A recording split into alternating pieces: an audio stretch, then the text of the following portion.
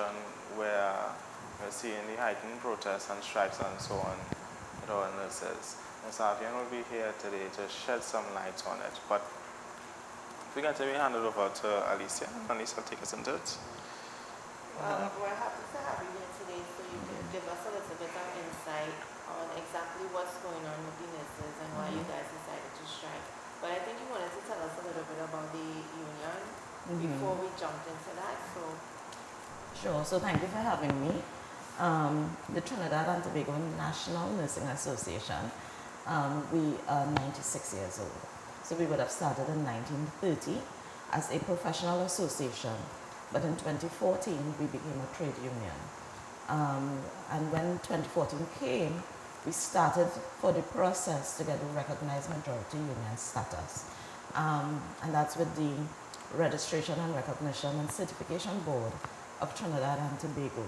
So it's a process where we must get 50% plus one of every category of nursing personnel. So it has taken us nearly 10 years. So after applying for that in 2014, it wasn't until last year, January 2025, that we got recognized majority union status for one section of nurses in the Eastern Regional Health Authority. So you would have only started to hear more about us fighting for salaries and negotiations from January last year. Okay. So some persons will say, but we were not hearing you before. That was not our mandate before.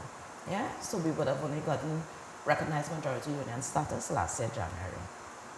Okay. Because I know I tried to reach out because we were trying to get some content for today's show. And I did try to reach out to a couple of nurses at the health center where I stay, and they said, oh, no, we cannot speak because, you know, the union. And Yes, because they're employees. Okay. Yes. Yes. So, one time we want to dive into it. We're seeing the demonstrations and so on. We're seeing the nurses, they're striking and well represented by a union. I haven't seen so much blue since. Very good. So, why? Why are we protesting? Why are we striking? So it's a series of things. One, nurses continue on 2013 salaries in 2026. And that would have started, as I said, one, we became a trade union in 2014. So previously, nursing personnel were part of the public service. And therefore, the public service associations would have represented nursing personnel. Just like MPAT, that's Medical Professionals Association, and TUTA, they would have eventually left the PSA. So too the TTNNE. So our nurses, we would have had a nurses section, as they call it, in PSA. I myself was a PSA rep over the years. But when TTNNE became a trade union, we pushed for our union to recognize us, right? And to represent us. Now, there was also a shift with the development of the regional health authorities in 2004. 2004, the regional health authorities were formed. So, healthcare came out of the Ministry of Health. And then the Regional Health Authority Act came on. And there were 5 regional health authorities formed. Eric Williams started off as the Eric Williams Medical Sciences Authority. Then, when I started to work in 2004, we were under Northwest Regional Health Authority. And then in March 2004 or April, then North Central was formed. Yeah? So, North Central Regional Health Authority is the newest kid on the block. So the nurses no longer were public servants with the new act, the Regional Health Authority. And then later on, the act was reformed, and in it, it said that no one union can represent more than one essential service. And that is because it would give that union too much authority to cripple the country if they were to call a strike. The Public Service Association represents WASA. which is Water and Sewerage Authority. And therefore they cannot represent health. And persons need to understand that. Yes? It is against the act. And therefore, if persons who are around the healthcare system, they would realize that around 2012 whereabouts, you started to see new unions forming in the healthcare service. And that is because they recognize that the Public Service Association can no longer represent the workers. But it was difficult to inform the nurses, the healthcare workers of that, because they were so accustomed to whatever the PSA got. It was naturally that they got it. So PSA still has representation within the regional health authorities, even though we would have told them over and over again, PSA cannot represent you. Now this was only noticed last year when PSA got the 10% pay increase for its members. And the regional health authorities did not get. And it was the first time they really recognized, how come we're not getting it? And then, yes, and then we started to say, we've been telling you this for years. Even though you got it in the past does not mean it applies now. So what you have is, other than MPAT, NUGFW, and TTNNE, healthcare workers in Trinidad and Tobago has no representation. So they were, deluded into believing that they are members of the PSA. And we can prove it because up to now, they have not received that pay increase. If it was that PSA was their union, it would have been automatic. So they are now waking up to the fact that we don't have a union. Yes, but the nurses, they have a union. What we have to get is the recognized majority union status for all the RHAs. And we are more or less complete with that. We were awaiting the new board for the recognition, registration, and certification board. And that was put in place the same Friday that we would have had that large street protest. They would have installed the board that day. So we are excitedly waiting for them to come to check our numbers and see that we have 50% and one in all the RHAs. I know I heard everything you say, but the one thing that struck with me is no raise since 2013. No raise of pay since 2013. Prices are increasing year after year. So, I mean, how is that? How do they explain that? Right. So, again, nursing and healthcare is considered essential service. But it's also expected that persons in the healthcare system are so empathetic and they so love people that they would not strike. And they have used that on us over the years. They play on our caring side and they always leave us for last. Now, there was a point in time that there were no negotiations occurring. Then there was COVID. So you're not going to strike during COVID. The country was already crippled. Many persons were home, and we would have had nursing and healthcare workers being told that they are essential and they have to come out to work. Now, in that same point in time, they would have decreased the amount of passengers in a taxi. Taxi drivers carried up their cost. They decreased the amount of persons who can go in a maxi. Maxi drivers can increase their cost. We all know the grocery prices from last week. It's not the same for this week. So can you imagine workers for the last 13 years have been holding strain because they believe they're empathetic and they wouldn't strike, but enough is enough. At some point in time, people would realize that their purchasing power has decreased. Yeah? No longer is the nurse able to just go in the supermarket and pick and choose what she wants. Now she has to say, I could get this today and I will get that next month. You know, it's been 13 years. But some may argue that nurses already work for a substantial salary compared to the common man. What do you say to that? Nurses are not the common man. Nurses have a bachelor's science degree. That's the entry level. If you go to school and you have a certain level of qualification, you expect to be remunerated to suit. So nobody can envy or complain about what the nurse salary is. They've earned that.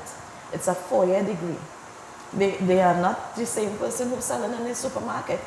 So you can't watch the nurse salary. Nobody complains about a doctor's salary, do they? So you can't vex with a nurse. A nurse went to school. She's qualified, and in every step of the way for further promotion, a nurse has to go to school again. So when you go to school and you get your degree, that's not the end all. If you want to do anything else, you have to go back to school. You need to be remunerated according to your qualifications. As you would have mentioned, nurses have to continue going to school. With everything that's happening, and you would have spoken to some of your colleagues and stuff, and we know, is there concern of the depletion in the industry, whereas persons studying to follow up a career in nursing and stuff like that, seeing what is happening now, is there concern that there's going to be a continued decline in the numbers? And as following up on that in numbers, tell us a little more about the numbers. How many do we have already, you know? So where are we at? What's the state of the healthcare system? So let me go worldwide. There is a chronic nursing shortage around the world. The International Council of Nurses, they would have given an estimate that by the year 2030, there will be a shortage of 13 million nurses. And that's worldwide? That's worldwide. Now, we are humans, and humans get sick. Nursing is a profession where we see about you from birth to death. Every stage of your life requires a nurse, from childbirth, from dealing with the newborn, for immunization, as they have to go into school, as you become older and you get further vaccinations, when you go to have a baby yourself, men for their checkups. Nursing is needed throughout your lifestyle. So therefore, that's one of the greatest needs. Trinidad has a nursing shortage. However, we do not have certain things, I'll go to that after. We have persons coming into the profession, but because the shortage is global, and because around the world has something called a nurse to patient ratio, and you would have heard Mr. Stewart talk about that very recently. Most places around the world, let's say in a medical surgical unit, one nurse is required to see about 4 patients. Even in Trinidad, when nurses go to school and they get trained, that's what you are trained for. Trinidad has never adopted the nurse to patient ratio. Around the world, it's mostly mandatory in places. And that's why you see a lot of recruitment happening in Trinidad where persons from the United Kingdom, the United States, Canada, they come to Trinidad all the time and they take our nurses. One, because of COVID, a lot of persons were traumatized and people left the profession. They said, it's not for me, too much deaths. I mean, you might be trained as a nurse, but that don't mean that you need to see so many deaths all the time. And remember, in COVID, we would have had mass burials. You know, persons were dying, and we were not trained for a pandemic. People say, you know, you're trained for that. We were trained to see about sick patients. We were trained to do health promotion and all of that. But we were not trained for that crisis. So persons had to get in the game and do what needed to be done. But that doesn't mean they were ready for it, all those deaths. So a lot of persons would have left the profession. Some persons died themselves. Now, because the rest of the world has the nurse to patient ratio, they are mandated in order to care for their citizens to keep those numbers up. So what they do, they go to other countries and they recruit to maintain their standard. And in the meantime, we continue to lose nurses. So nurses are training, but then they are leaving. Yeah? And any nurse who is working on a 2013 salary in 2026, and they see their colleague, or with me, junior nurses leave, go abroad, and within 1 year, they purchase their own home. You see, they went back to school. You're seeing all this growth Do you hear stuck fighting with 23 patients on one ward, and then you have the supervisors, the managers, the persons in authority stating that there is no shortage. So the nurse is overworking herself, seeing about 23 patients.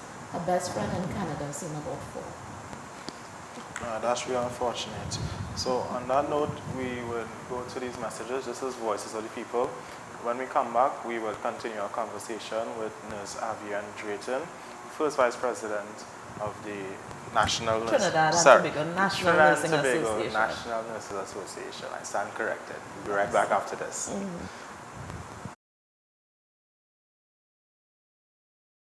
2050 install, yes, the Adina 12K Flex series are back in stock and these are going fast. Here's a look at some of our actual installations so you can see the finishings for yourself. Tidy chunking, level mounts and clean workmanship every time. Fast cooling, energy efficient, quiet, durable and of course clean and professional installation every time. We have limited stock and the last shipment sold out in days. This is the Fixer Center's most requested AC units. It's perfect for bedrooms, offices and small living spaces. Get your unit installed for 2050 right here at the Fixer Center. You can visit us at Lightpole 109 Monroe Cunupia or give us a call at 434-1563.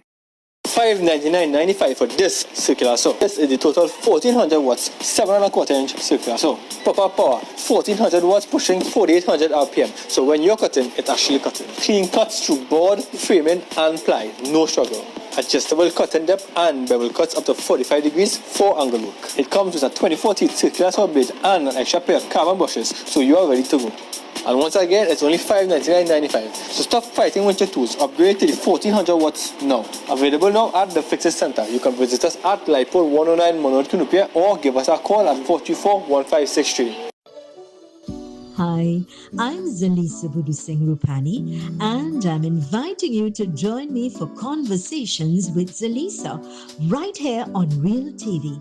It's not just another talk show, it's a space for real stories, real insight, and real impact. We cover it all: health, law, parenting, relationships, drug and substance abuse, mental health, social issues, and so much more, with expert guests who help bring clarity to life's most important questions. So whether you're looking to be informed, empowered, or simply inspired, this show is for you. Weekdays at 10 a.m. with repeats on Real TV.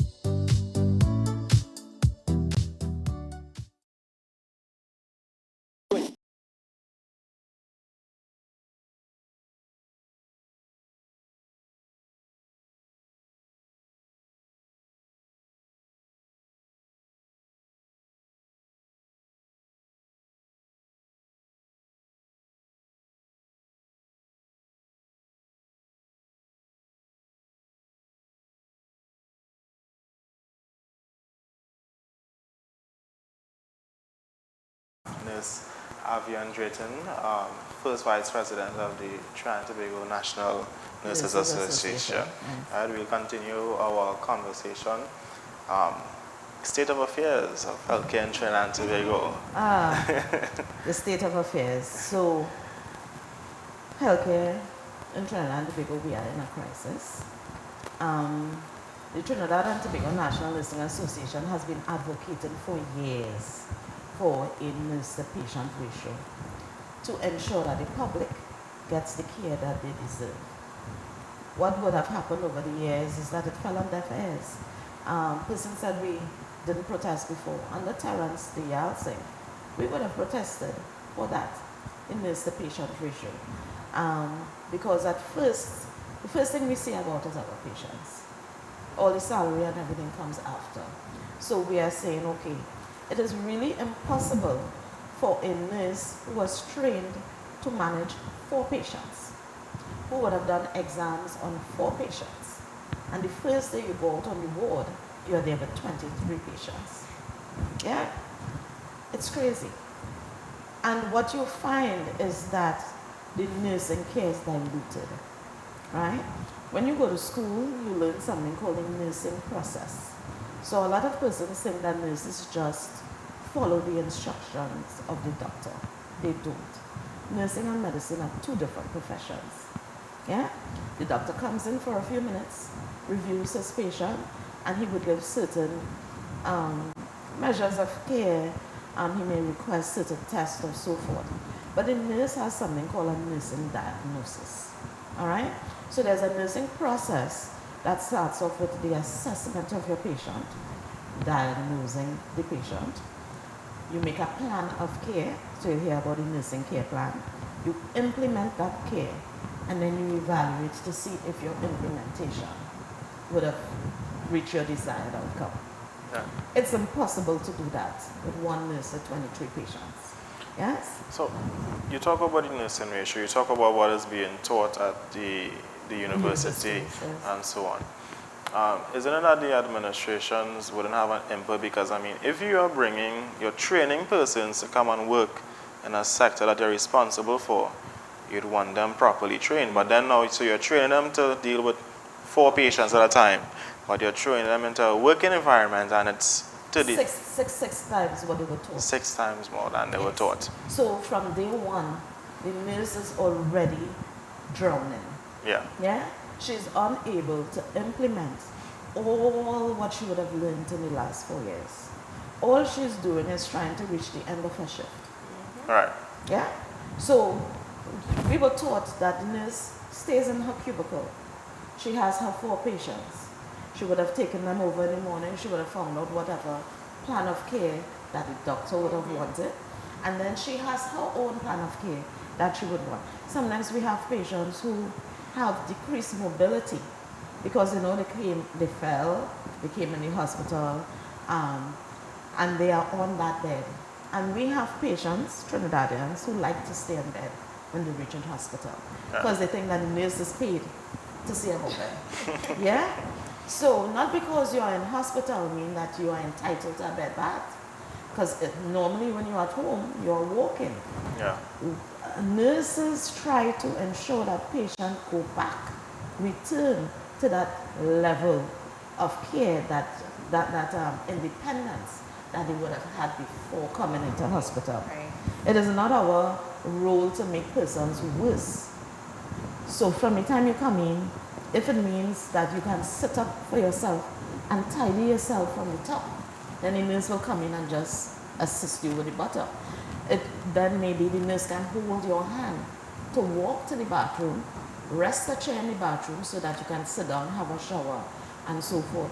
So we want people to get back to that level of mobility. But when it's one nurse and 22 patients, she is unable to really focus on a patient to ensure that they reach to that level of independence. So the first thing they do is just start tidy everybody in the bed, because it's the easiest thing, because they don't have time to carry somebody to the bathroom, a simple thing like that. So you find sometimes people stay on the bed and they have bed sores. Patients are supposed to be turned every 2 hours. If you have one nurse to 23 patients, when is that turning occurring? Sometimes you end up, the patient got tidied and they end up staying there until a relative comes, and then you might be able to help prop them up and so forth. But that intense level of care is not occurring because the nurse is short staffed. So what about like patient care assistants? Someone So to we assist do. the nurses? So yes, but it's still not enough. So again, so you have 24 patients lying on flat. 1 or 2 patient care assistants can't do it, even with the nurse there. So you need a team of persons. Each cubicle, so let's say we have 24 patients on a unit. You need at least 6 registered nurses there. Ms. Ivan, excuse me, sorry to interrupt you, but you're mentioning cubicles. I'm across a bit lost. You might, what? Okay, so Explain to me the so cubicle. like Eric Williams Medical Sciences Complex, their wards, their units, is split into 4 bedded cubicles. Right. Unlike San Fernando and Port of Spain that have, you know, a long corridor and all the patients right in front of you, there has always been pros and cons to that type of management. So in a sense, the cubicles is basically how they section out Yes, the how wards they and the bed. section, exactly. Right. So Yeah. anyone else was feeling lost as I am, that's the explanation. Yes. So the nurses are not sitting behind this section or by little walls. Yeah. That is how they partition the bed Yes, how they areas and so partition on. the beds, yeah? And you normally have your most critical patients directly in front of the nurse's station. And then less critical goes further down. Right. Yes? So, but remember we're saying it's 1 nurse to 4 patients. Right. So in a unit with 24 patients, you would need at least 6 registered nurses. And that does not include your additional staff if we want to get proper care. Now when you go on a unit and you meet 1 nurse, 1 A&E, and hopefully 1 PC, you see the crisis. So the nurse is going to focus on what the others can do. So she might be doing medication, she might be writing notes, she might be getting someone ready to go to theatre for surgery. And then the A&Es would now carry the patient to theatre. When usually it should be the registered nurse carrying the patient to theatre, but then she cannot leave the unit if she's the police person.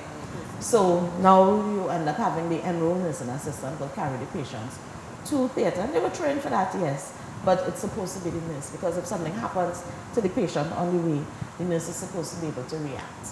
Yeah? So now because of the shortcomings of the administration and short staffing, we now have a break in protocol that could escalate to and other that's things. what we've been complaining about. So the patients see nurses there in the unit, but they don't realize that they are getting decreased care because there's not enough persons to really manage them the way they should be. So outside of the salary and the 23-to-1 ratio, what are some other things that you guys are having hardship with? Because I know when I came to the press conference, I don't remember who we were speaking to, but she said that you guys don't have needles, gloves are expired, and I honestly couldn't believe what I was hearing. So, unfortunately, there is a decrease in resources. The previous administration would have brought in the Procurement Act because they said that there were a lot of pilferage and so forth. And this was to ensure that when they hire different vendors and so forth, that there's no bubble, as we call it in Trinidad and Tobago. No ratchet fitting. You understand? You also would find that there's no collusion with your friends who own a company and so forth, so the contracts are going to that. However, the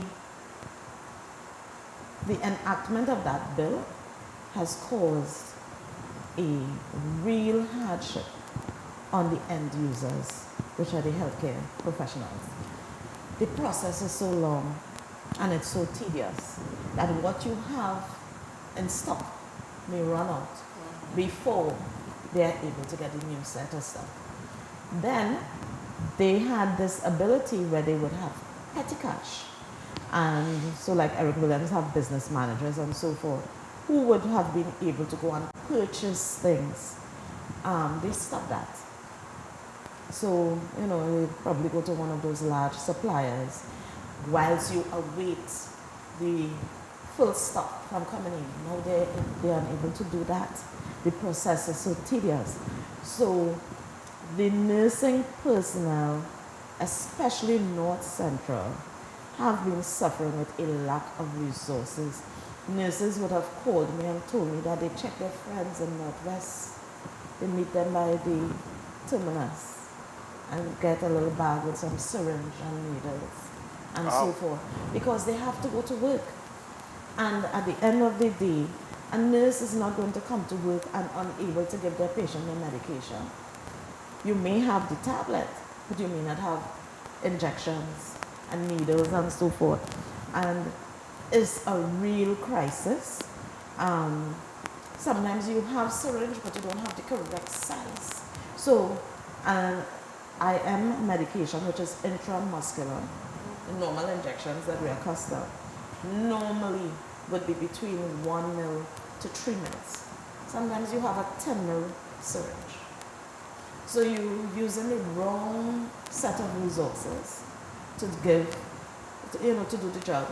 And then by the time you finish now, you waste out all the 10 mils. And you don't have 10 mils. And you really need 10 mils. you know. So this is the kind of game that's being played. And I heard I saw something recently about body baths. There's a shortage of body baths. And they would have told the nursing personnel to use brown cotton. I was surprised to see them saying that there's no shortage of body baths. So why are the nurses not getting body baths? And why were they told to use brown cotton? Why do you keep making it look as though nurses are falsifying information when that is not the reality on the ground? And when we come back after these messages, we'll dive into some more unfortunate realities that the nurses of Trinidad and Tobago are facing. In studio with me is Miss Nurse, Avian Drayton Bailey, first Vice President of the Trinidad and Tobago National Nurses Association. We'll be right back after these messages. Yes.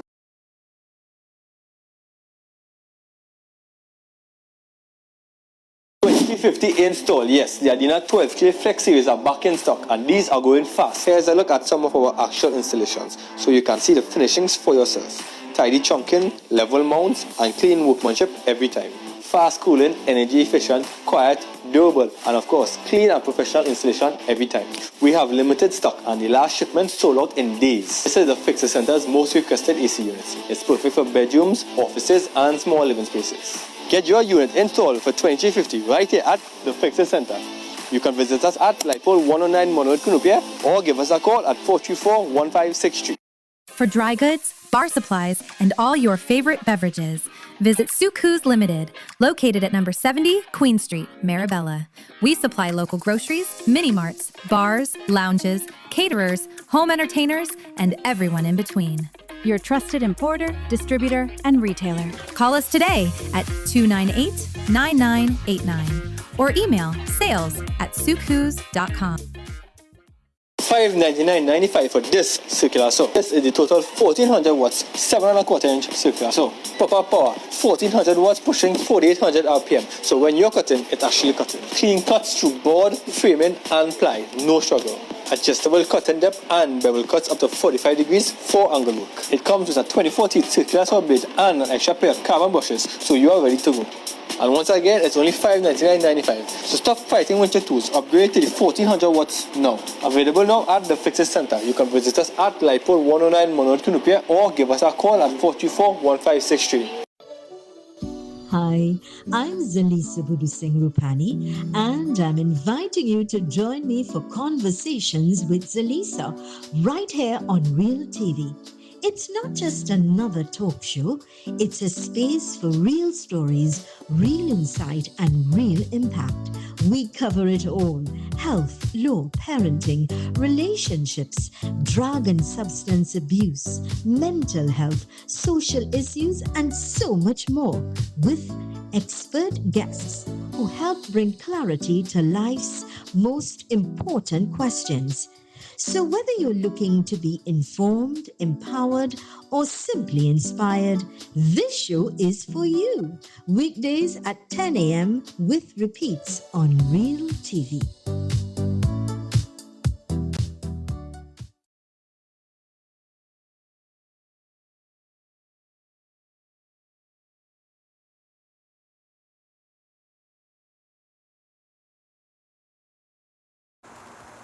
And welcome back to Voices of the People, Trimbago Speaks. Today we're speaking with Nurse Avian Drayton Bailey, the first Vice President of the Nursing Association.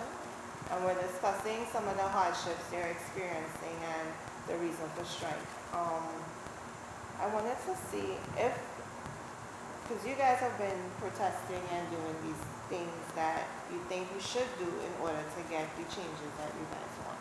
But if nothing changes, what would be the next step? Something must change. Yes, it's not possible to have persons working 13 years behind in salaries. We have a 15-step plan. I don't have all 15 steps on me right now, but we have rolled out a few from the press conference on Saturday.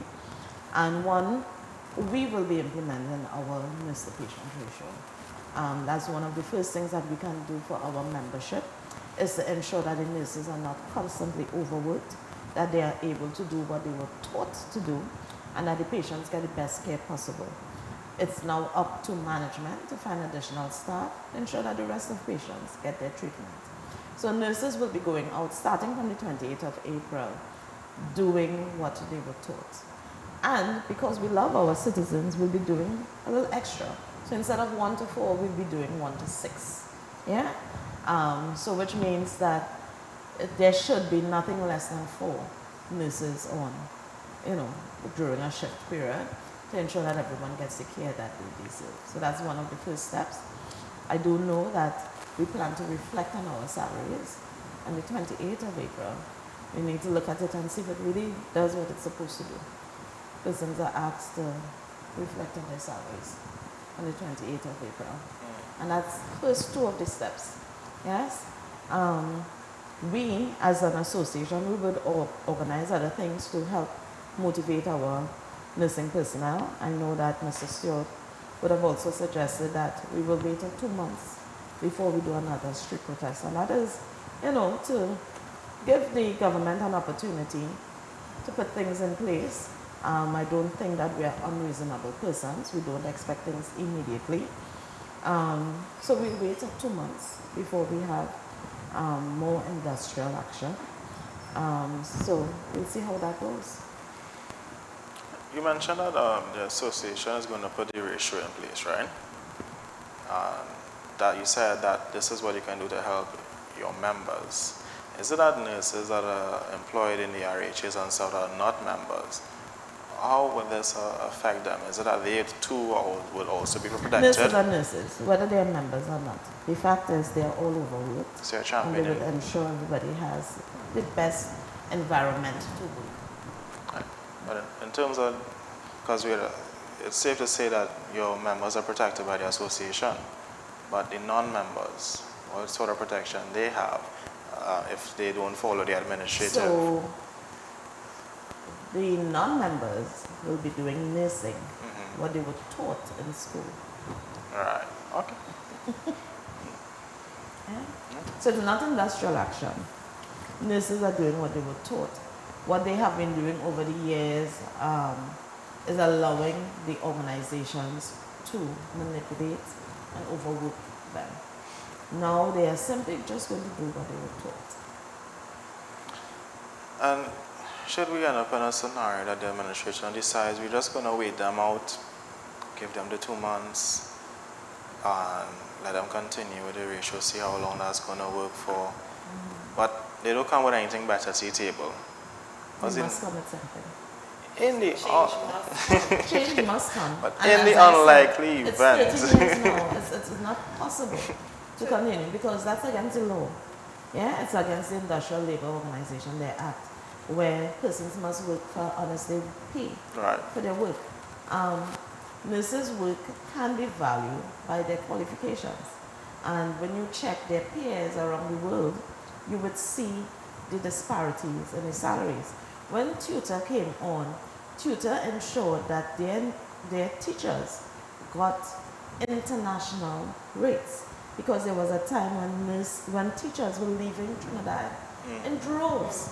And the only way to satisfy that was to really look at their work, compare it with their peers worldwide, and pay them to suit. And it's the same thing with nurses. That's why nurses leave. When they look at what they can accomplish outside, then they leave. So I don't think that the government would allow their nurses to leave in droves. I hope not, because I would hate to end up in a situation where the bell ring and they not putting an IV in my hand. So is it that nurses are supposed to get a yearly raise, or how is the So normally with various unions, what they do is that we have a 3-year negotiation period. Okay. So it's every 3 years you should be negotiating with the unions. But remember, as I said, TTNNA became a recognized majority union in 2025. Right. And before, healthcare workers got whatever the PSA got. That no longer applies. So therefore, what needs to happen is that TTNNA needs to go back to 2014 to start negotiation for those periods, 2014 to 2019, 2020 to 2022, and then 2022 to 2024. I think I'm correct there. Yeah, so 3 periods are outstanding before our recognized majority union status came on. So nursing salaries have to go up over all those years. And was something we put in place to make sure? Well, we would hope so, because we are part of the joint trade union movement and we have some of our colleagues who are now ministers. Yeah? So we would hope that they would remember their roots and where they came from, and remember their colleagues in the healthcare field who are depending on them to do what they said they would do. Do they ever really remember where they came from? Let's hope. Yeah. But you mentioned some of the administrative struggles you face in the salaries and stuff, but give us a little more, let's just circle back, give us a little more insight on the day-to-day struggles of nurses, because I'll be quite honest here. I was one of those persons that didn't like a nurse attitude at all. Go to the nursing station and I just wonder, why are you talking to me so? You know, and I might have really feel, I might have had them, do you know who I am? You know? Right, but listening to you now, it's understandable that there are other things going on behind the scenes that influence this culture. So give us a little more insight. Walk us through your day, or some of your colleagues, from the moment you leave your home to enter to the facility. So before I even go there, one thing I'll say is that many times when someone from the public comes into a health institution, you are going through a crisis. Yeah? Whether it's you personally, or relative, or colleague or friend, right? So healthy people don't go to the hospital. And therefore, you have emotions that are already raised when persons come. So it's already a timer. Yeah? Something waiting to explode. Another thing is that persons believe that all nurses are Florence Nightingale. We are not. We are humans, we are your daughters, your sisters, your neighbor. Yeah? We are Trinidadians working in a pressure cooker. Not every time somebody comes to you, they'll be speaking to you in a sing-song voice, telling you what to do and how to go about doing it. And Trinidadians are very hardened people, stubborn. We like to do our own thing. Remember, if you are ill, you cannot do your own thing. There are consequences to certain actions. So a nurse isn't coming to hug you up and tell you, do this woman and whatever, which is what the public really expects. So a nurse would speak to you in a stern voice and tell you, you need to sit down, you need to not be walking around, you might have had surgery recently, or you go in for a surgery, we don't want you to fall. So it seems as though this nurse always telling you what to do. And a lot of people normally don't appreciate that. So that's the scenario.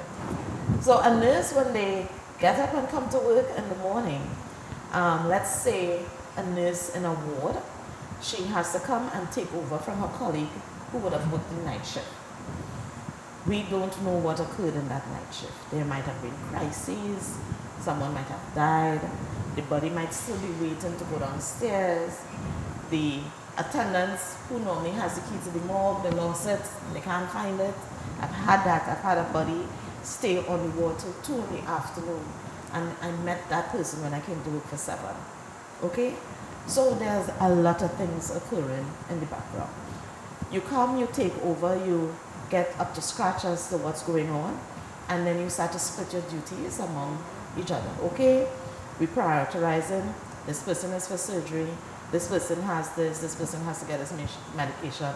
This person may have to go down to another institution for something. So you now have to coordinate with the ambulance and so forth, decide who's going to go with the patient and so forth.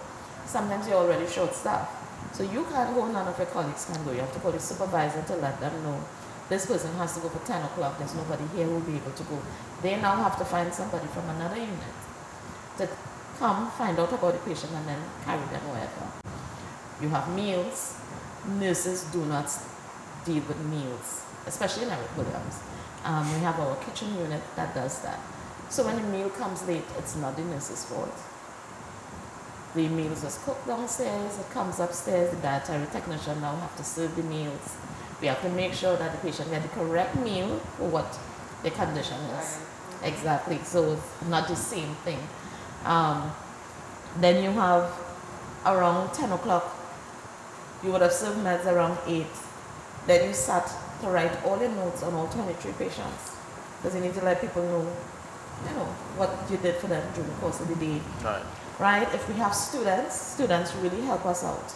Because students have their objectives that they have to meet. So we would let the students come through and so forth. So the process continues till lunchtime, till the next set of medication, till tidying the evening visits, because you want the patient to look good by the time the visitors come. And the cycle just continues. And the cycle continues. And we didn't go in accident and emergency. Wow. Yeah? And when we come back after these messages, Ms. Avian is going to dive into accident and emergency. This is Voices of the People, and we'll be right back after these messages. You know, 2050 install, yes, the Adina 12K Flex series are back in stock and these are going fast. Here's a look at some of our actual installations so you can see the finishings for yourself. Tidy chunking, level mounts and clean workmanship every time. Fast cooling, energy efficient, quiet, durable and of course clean and professional installation every time.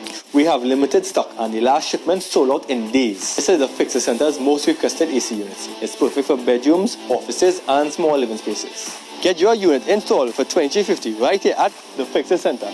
You can visit us at Lightpole 109 Monroe Cunupia or give us a call at 434-1563. $599.95 for this circular saw. This is the total 1400 watts, 7¼ inch circular saw. Proper power, 1400 watts pushing 4800 RPM. So when you're cutting, it's actually cutting. Clean cuts through board, framing and ply, no struggle. Adjustable cutting depth and bevel cuts up to 45 degrees for angle work. It comes with a 24 teeth circular saw blade and an extra pair of carbon brushes, so you are ready to go.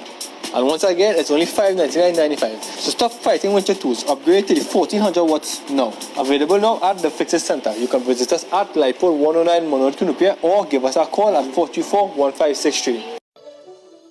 Hi, I'm Zalisa Budu Singh Rupani, and I'm inviting you to join me for Conversations with Zalisa right here on Real TV. It's not just another talk show, it's a space for real stories, real insight, and real impact. We cover it all: health, law, parenting, relationships, drug and substance abuse, mental health, social issues, and so much more, with expert guests who help bring clarity to life's most important questions.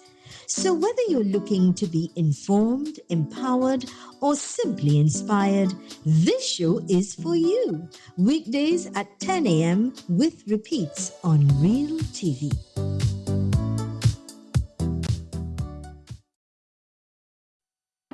Let's get straight to the point.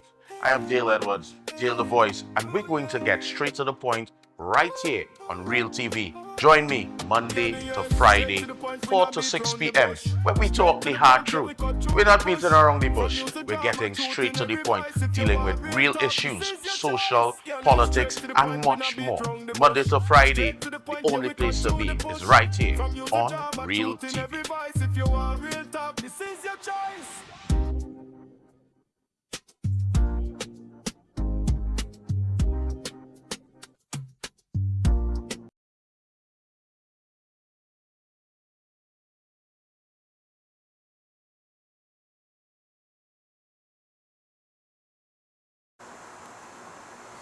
And welcome back.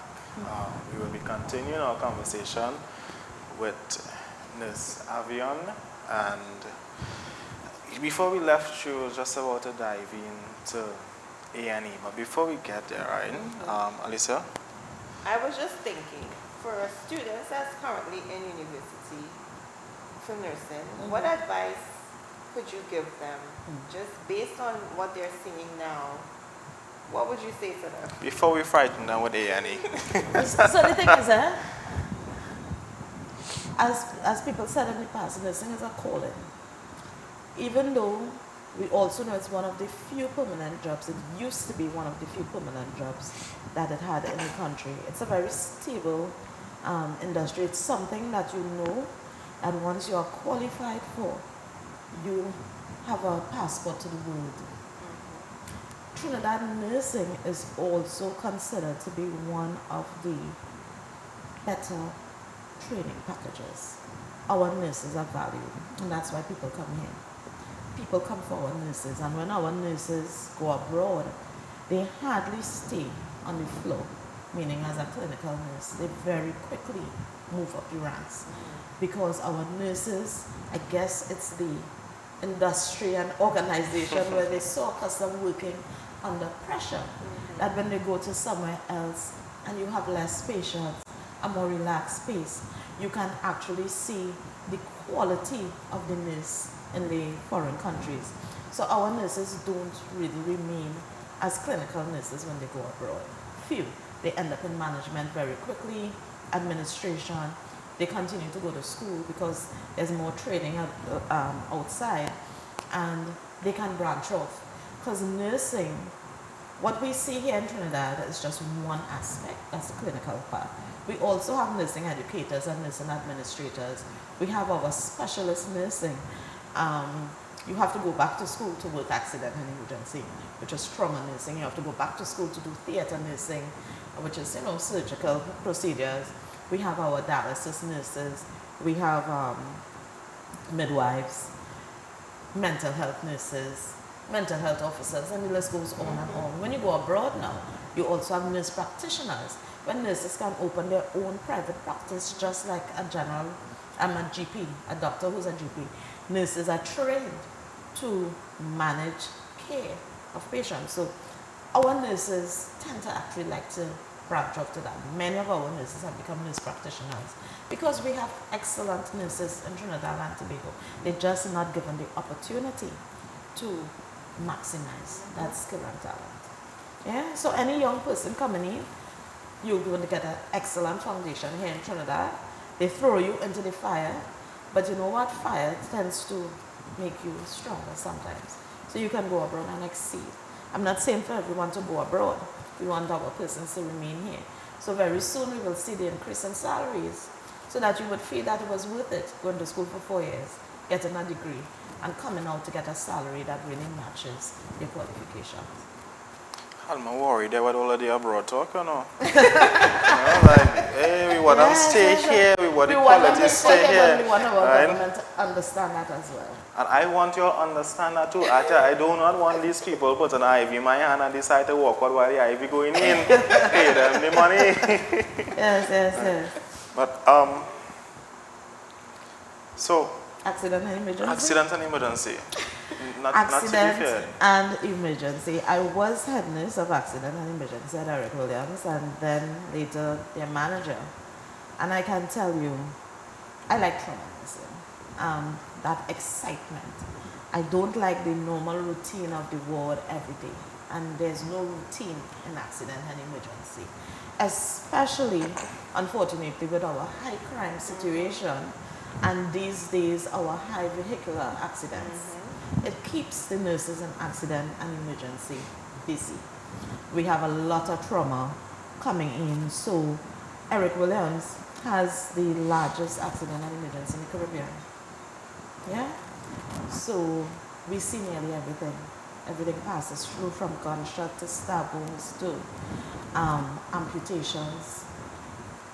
Sometimes, through the accidents and so forth. But you have to love it. It's a pace. It isn't a laid-back situation. One of our problems, though, is that our citizens do not know how to use accident and emergency.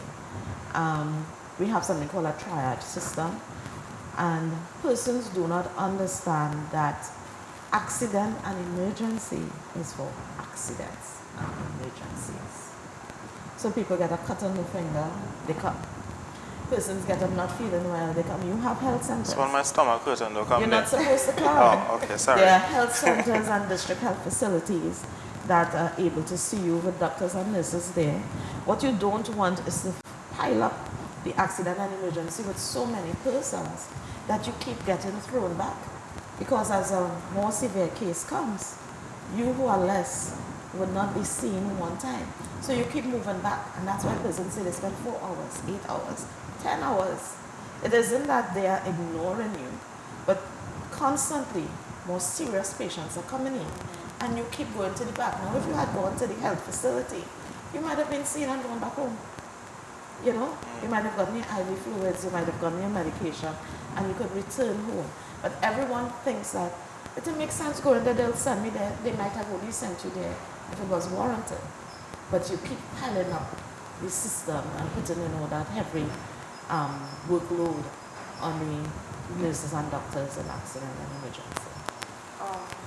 So we have about 3 minutes left in the show. If you could say anything to the government, what would you say to them? Nursing and healthcare is the heart of the society. We have human beings, and human beings need healthcare workers from birth to death. The workload is heavy and it's tough. Value your employees. Value your employees. The government would have received, and that is government and the opposition would have received nearly a 27 to 47% pay increase. Yeah? You have nurses working on 2013 salaries, and not nurses alone, healthcare workers, 2013 salaries in 2026. We would have seen the changes in the economy in the last 13 years. Let your healthcare workers know that you understand and appreciate the job that they do for the nation. Because when your normal employee gets sick, it's the healthcare worker that brings them back to that level of functioning where they can come back out and be a productive member of society. So the nation's economy, its wealth, its health is dependent on healthcare workers. And I know you wrote down something that one of the nurses said at the press conference in relation to 23 nurses, 23 patients to 1 nurses and something in Parliament. What was it? Oh. Real quick. we have, sorry, just saying is that we have 3 ministers in one ministry, but 1 nurse on a ward. With 23 patients. With 23 patients. Yeah. And every government has a minister and a minister in the ministry. Exactly, and we're seeing some with more than 2. Right, and then, so you cannot in one breath say that the economy is, shaky. Yet, 3 ministers in nearly every ministry. 2 of those ministerial salaries could help get some resources, because I know we just about a minute in, right? So aside from the salary increase and stuff, tell them, this camera here, what more it is you'll need. Other than salary, we want respect. We want persons to understand and know that everything we do is for your benefit. Sometimes it may sound selfish, when we're talking about the salary, but know that we've been on that salary for 13 years. But what we are doing with our nurse-to-patient ratio is to ensure that the citizens of Trinidad and Tobago get the care that they deserve. That's all we want. Respect. These are the people that are delivering our babies, mending our wounds, taking care of our elderly when we can't. Yeah, you don't know how important they are until you need them. Exactly. So let's not take that for granted. All right, let's give them respect that they need and they deserve and that they have worked hard for. Without them, we have no healthcare system. Right? This has been Voices of the People, and we will be back again on Friday from 2 to 3 p.m. You gotta forgive me, they changed, right? So we had Miss Nurse, respect. I know you said we don't have to say nurse, but respect. You've worked very hard for that title. Thank you. Right? So we've had Nurse Avion. Yes, so thank you very much for joining us today and giving us some insight. Okay?